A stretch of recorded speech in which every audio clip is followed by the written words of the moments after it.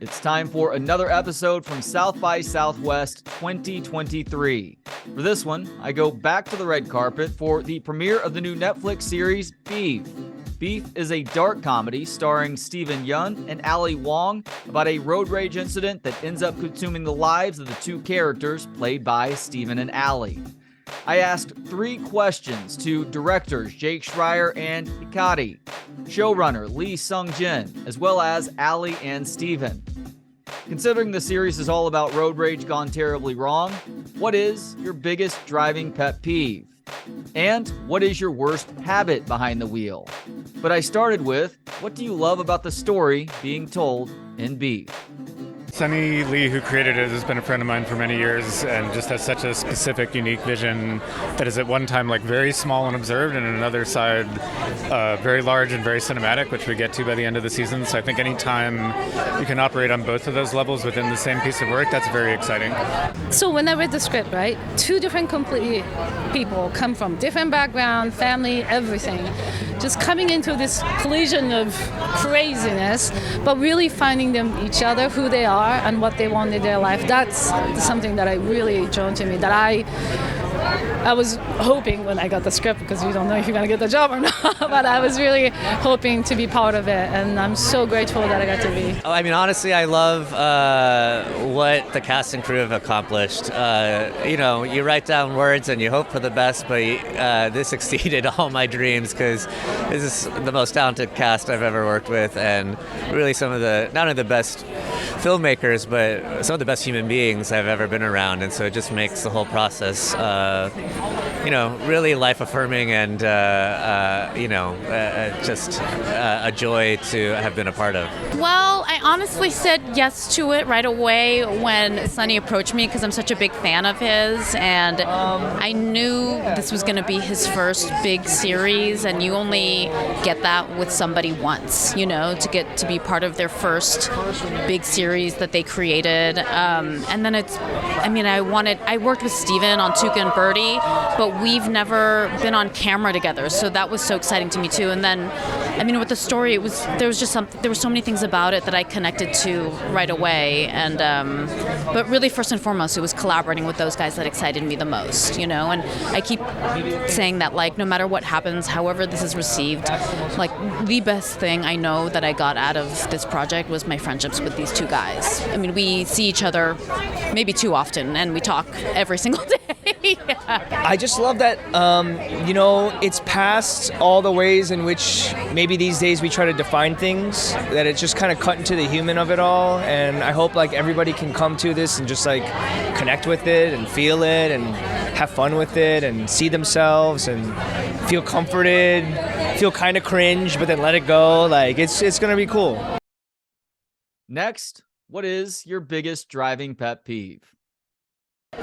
Man, well, I drive in LA, so I guess that you definitely experience plenty of it. That's its own thing. I try to stay out of the mess. I guess parking garages get real tough in LA. There's a lot of, and people get a little crammed in, so yeah. Oh my God. Okay, are you ready for this? So the day I had first speak with Sunny to talk about the project, not sure if I'm gonna get this job or not, right? I got in a road rage in Koreatown, literally. I didn't start it. After I talked, it felt great. I'm driving down the street with my partner, and then suddenly this guy stopped in the middle of the road, and I think he was drunk, and he flipped me off. And I was like, what did I do to you? Because I was just trying to turn left. And so I was like, what is going on? So I made a U-turn, kept going, and he just kept following me, kept stopping in front of me. So it literally was that.